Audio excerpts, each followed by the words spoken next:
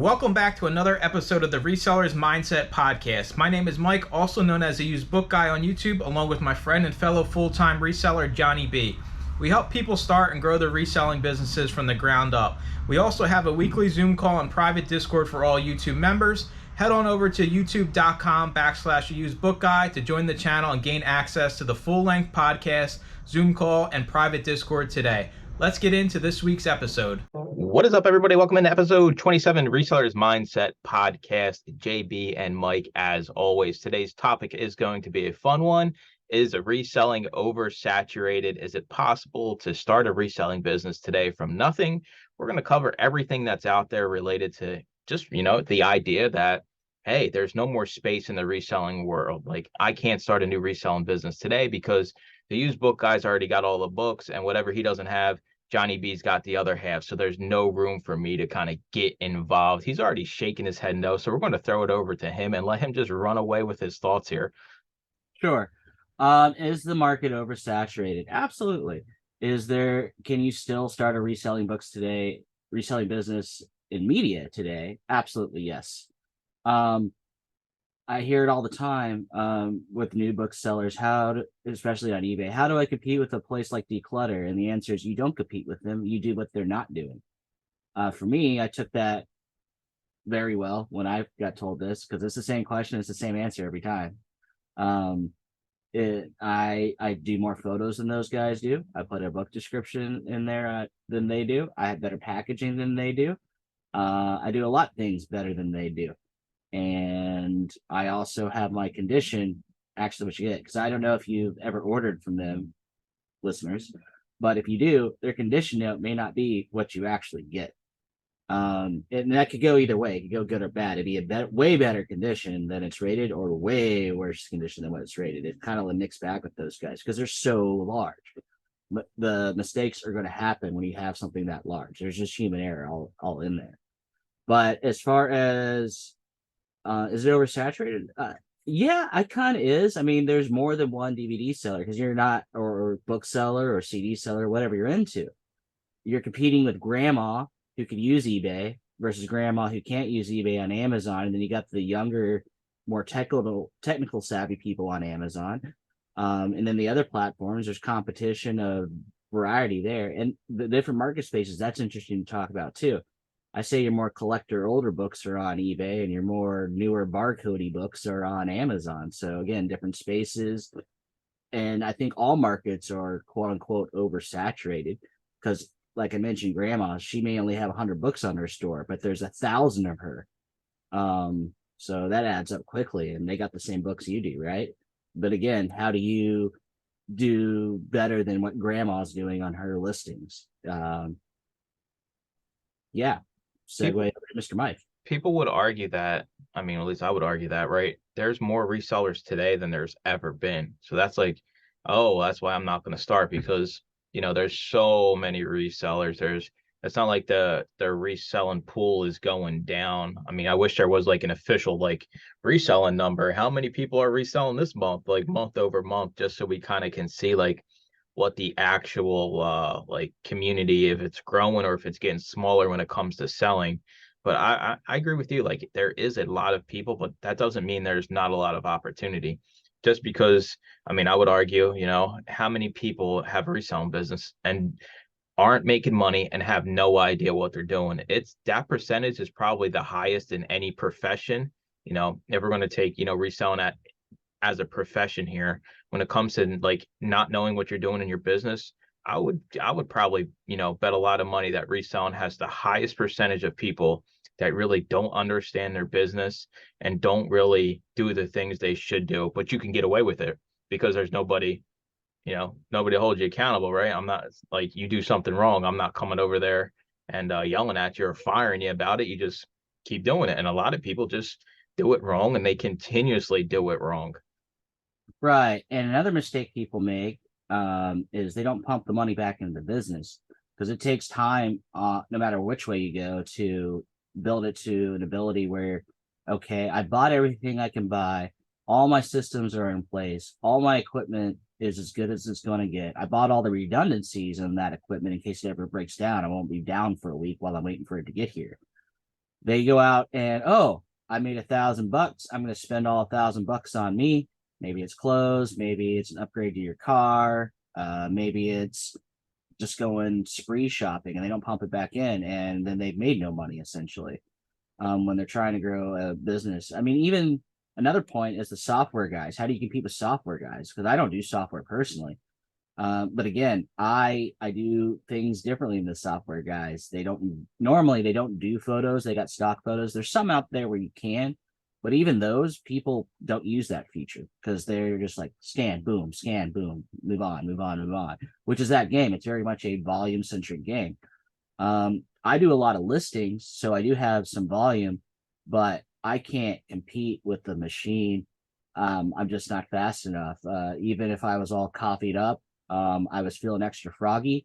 I just can't do it. But I do things differently to account for that, and I think those differences do matter in the long run. You're basically Rocky training to fight Ivan Drago, who's all steroided out of his mind, right?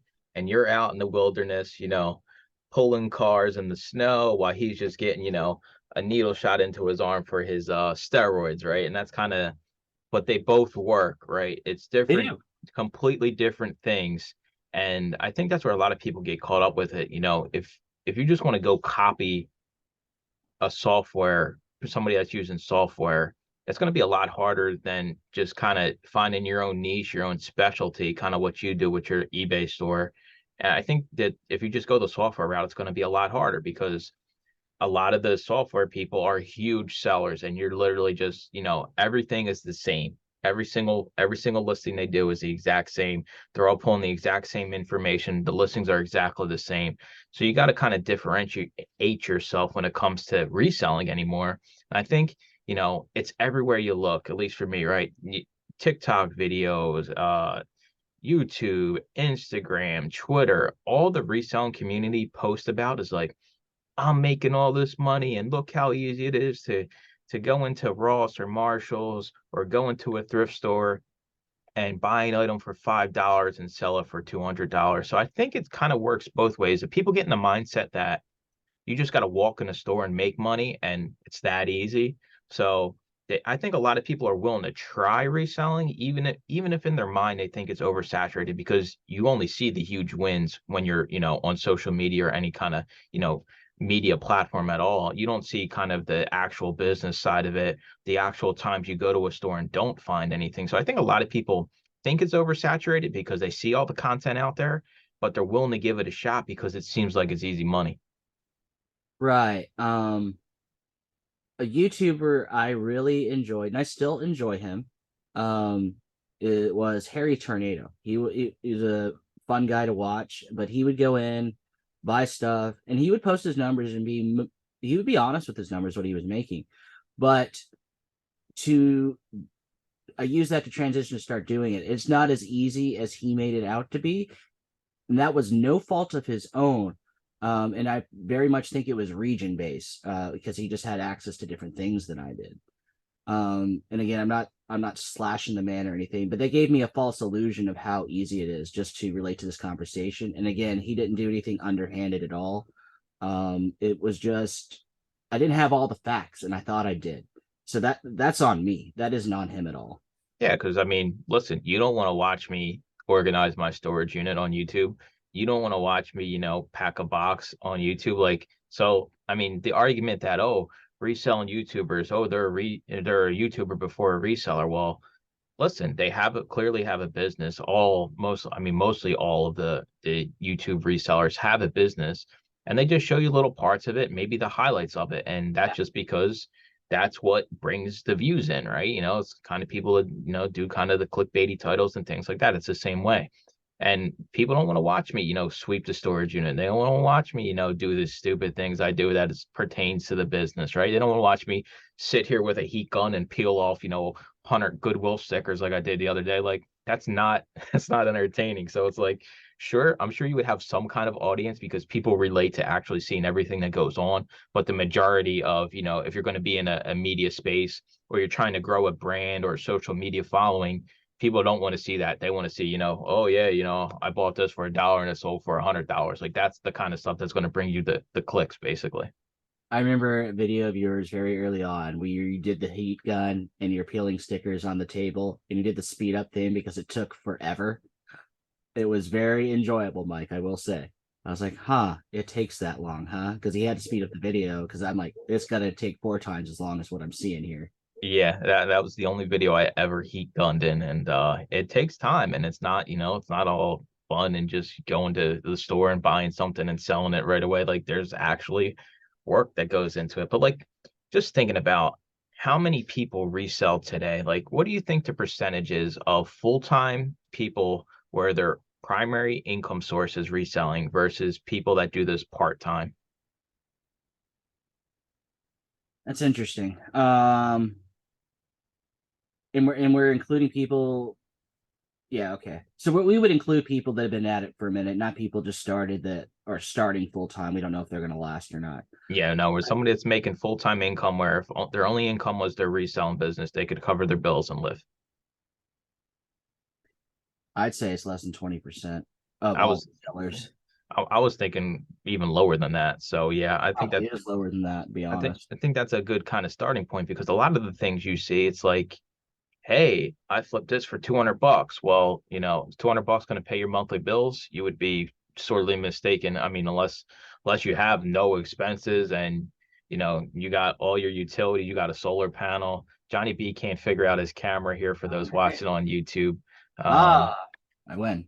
yeah, so I think it is a lot less than it actually like is made out to seem, right? Because even a lot of the YouTubers, you know, they don't make a full-time income doing this. They might show you some huge scores they have, but this isn't like a full-time income source. And a lot of it is, you know, and I can jump in here and I'll even say a lot of people that do like, you know, that poster sales on Amazon, they mean nothing. The sales mean nothing. What are you really making at the end of the day? You could sell $1 million, and I could argue that you probably spend a million too just to sell 1 million, right? It's a fine line, and I think it gets misconstrued that every reseller you see, every piece of content you see, that person is doing this full time, and this is how you make easy money. Now, there's some other people in my daily refinement group where they make a full time living with their um, eBay business. And they also make a full time living with their full time job. They figure out a way to do both, how to basically double their income. They don't need their quote unquote full time job. Maybe they want to keep it for benefits reasons or tax reasons, but they could walk away from their day job anytime they want. But they don't. And I haven't figured out why they don't. But I think it may have to do with like security and what they know. And they're able to do their eBay reselling life and their work life and their home life just fine. And I think that's their routine and what they're used to. And even for me, changing my routine, I don't like doing it, but sometimes I need to do it. And for them, it may be a similar kind of thing. They don't want to change the routine. What they got's working. Why rock the boat kind of deal. But that's interesting for those types of people who have made it and have made it and have made it in both home, reselling, and work. So Do you think if there was like some disclaimer you had to say, right, whether you were making full-time or part-time income, do you think that there would be as much like attraction to, you know, something if it was somebody that had to say, hey, I do this part-time, I only make, you know, part-time money doing this? Do you think like the whole appeal of reselling would be a lot less? Because to me, I think it would, because if people, you know, would have to say whether they're making part-time or full-time income, I think a lot of it would be part-time income content you see out there, at least in my opinion. So I think it would be a lot less appeal to kind of, you know, even go to a store and try buying something to flip or scanning stuff to flip. right. I mean, I I meet a lot of people that say they're full time. They work full time hours, but they don't do full time effort. They're trapped in again a routine, a bad habit routine, and it takes them all day to do like 10 listings. Um, they're barely scraping by, and either they're not reallocating their money, or they're not making enough money, and they always ponder why. They don't fix their own situation. Um, and they work really hard, but they're just doing things incorrectly, and though they are quote unquote full time, there is difference between effort full time, like putting actual effort into it, and just going through the motions full time and making no changes and spinning your wheels. I searched part-time reseller on YouTube and like went to channels to see if there's like how many people actually are like have part-time like in their channel name. Mm-hmm. And there's honestly not many, like a handful. At least that's showing up for me. I know part-time pickers, I've been subscribed to him for a while, and his channel's part-time pickers. But like I feel like people are almost hesitant to kind of be willing to say that. It's like we have plenty of people in the YouTube group and the Discord that do this part-time that I would guarantee make a lot more money than people that actually say they do it full-time make. And that's crazy to me because they don't try to be like, oh, I do this full time and blah, blah, blah. They're like, no, I do this part time, but the revenue they're making is more than probably what a lot of full timers make. So it's kind of weird to me when you think about like the part time, full time aspect ratio when it comes to like the content you see out there and how easy is it to just go out and start a reselling business? Because all you got to do is open an eBay, Amazon account and go to, Ollie's, Ross, Marshalls and scan stuff and sell it. I mean, it's kind of I think you think that's another problem why we say it's oversaturated is because the barrier to entry is basically zero. Yeah, I think so.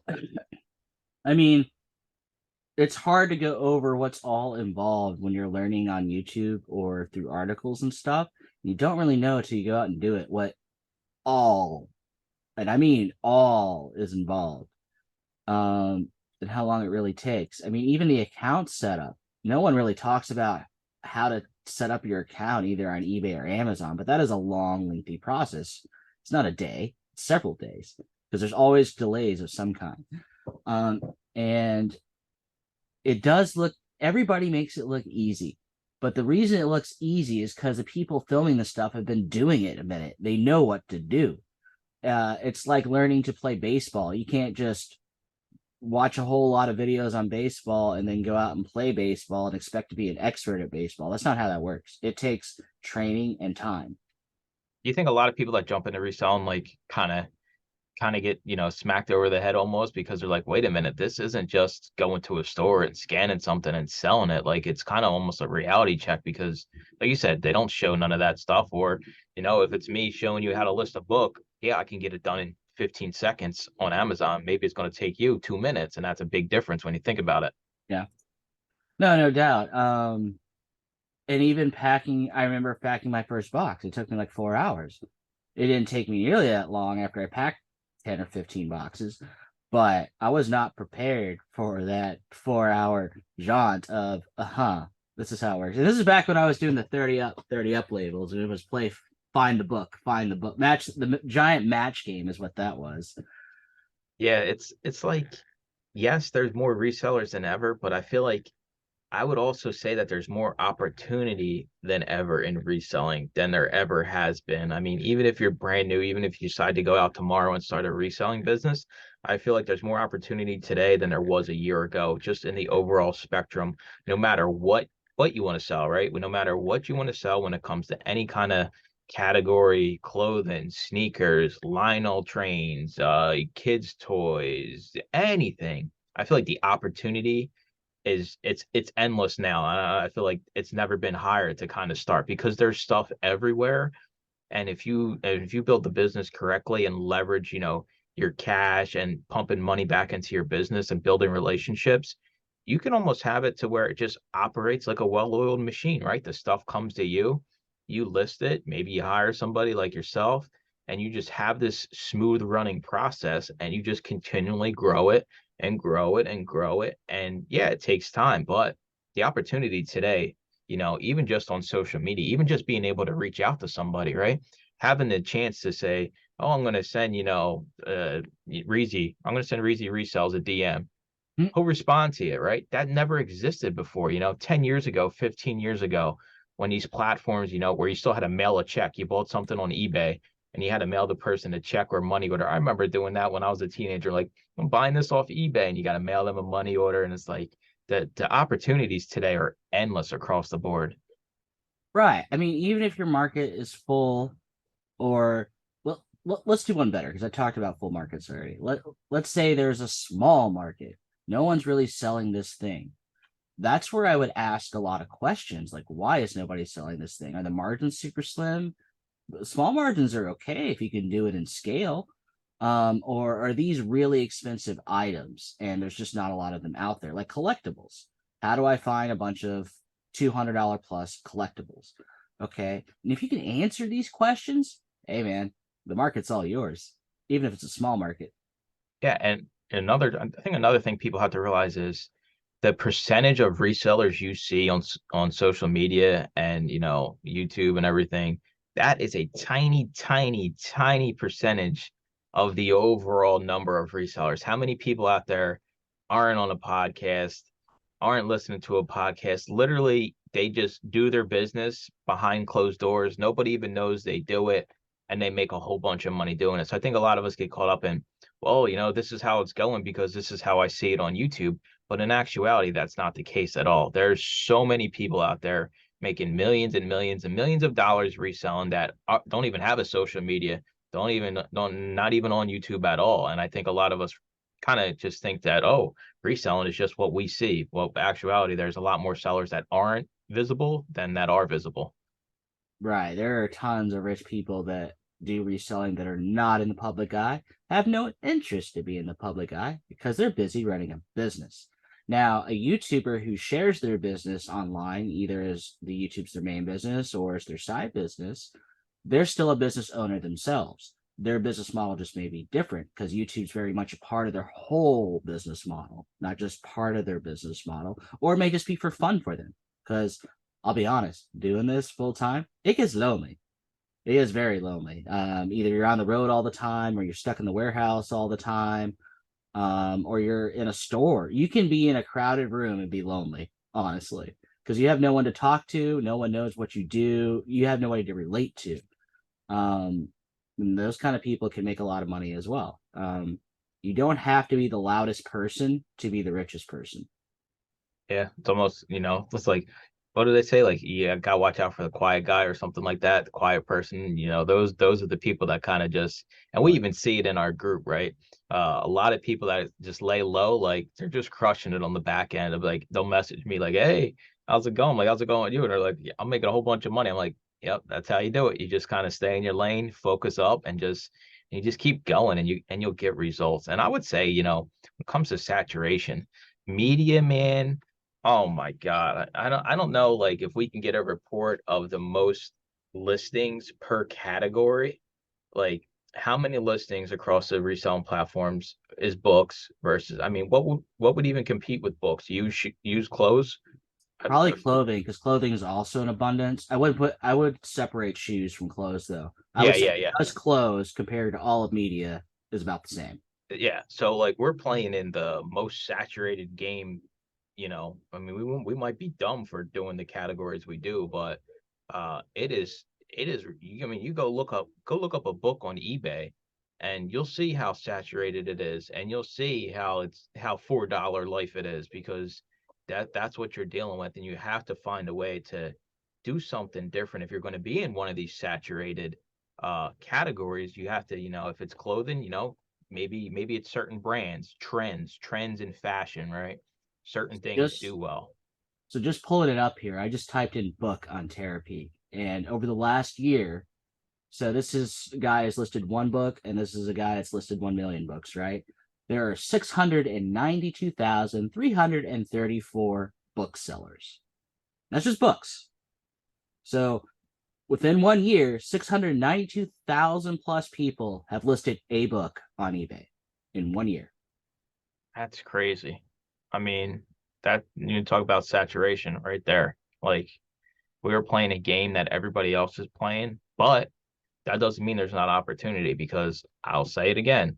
A lot of people don't know what they're doing when it comes to having a reselling business, using the tools that are at our hands to use, doing things the correct way, doing them the better way, putting in a little bit more effort to kind of differentiate yourself. So Yeah. even if you want to get into something like books or use clothes, there's certain things you can do.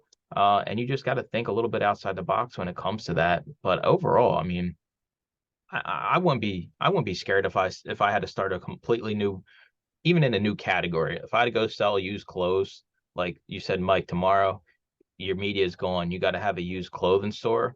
I wouldn't be worried about it because yeah, it's saturated, but I would argue also with used clothes and books, there's more of it than ever out there to source. Right. And then it's like, okay, who am I competing with? And what are my margins going to look like? Maybe I go high end brand. Not a lot of people do high end brand because they can't get enough of it, right? And or maybe there's a really popular brand of clothes only overseas. Maybe you go, okay, I'm going to find the rare overseas clothing kind of thing. And even outside of clothes, even if you pick something fun like toys, because toys are fun. Maybe you're the parts only toy seller and people come to you for just the parts and not the actual completed, assembled, or sealed and box only toys kind of deal. There's all kinds of things, all kinds. All right, I'm gonna roll out here with the last word on saturation. Yes, there are more than ever resellers there's ever been on any single platform, but yes, there also is more opportunity than there ever has been. You just have to figure out what excites you in this business, right? If you're not happy with what you're doing, you're not going to make it anyway, whether there's a million people or you're the only one. If you're not happy with what you're doing or what you're selling, if it doesn't excite you, it's just not going to work, right? And that would kind of be my challenge is, if I had to sell used clothes, like I'm not a big clothing person, right? I just wear whatever I got in my wardrobe and that's it. I'm not into fashions or anything like that.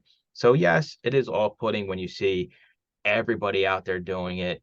There is a lot more work than what you see out there on YouTube, TikTok, all of these platforms. There's a lot more work that goes into it than just walking in the store, scanning something with your phone, buying it, selling it, doubling your money, rinse and repeating. It is not that easy, unfortunately. But there is, it really doesn't take a lot of work when it comes to building a business as long as you kind of follow in the footsteps. There's more resources than ever. So even if you're in an oversaturated market, you can think outside the box, reach out to, one of these big resellers you see out there posting videos, and you'll get a response, which didn't exist, right? There's more guidance out there than there ever has been. So we appreciate you guys listening to this episode, and we'll catch you all next week. Thanks for listening to another episode of the Resellers Mindset Podcast. Today's full episode and all previous episodes are available to all YouTube members, along with the weekly Zoom call and private Discord. Head on over to youtube.com/theusebookguy and consider joining for as little as $2.99 a month.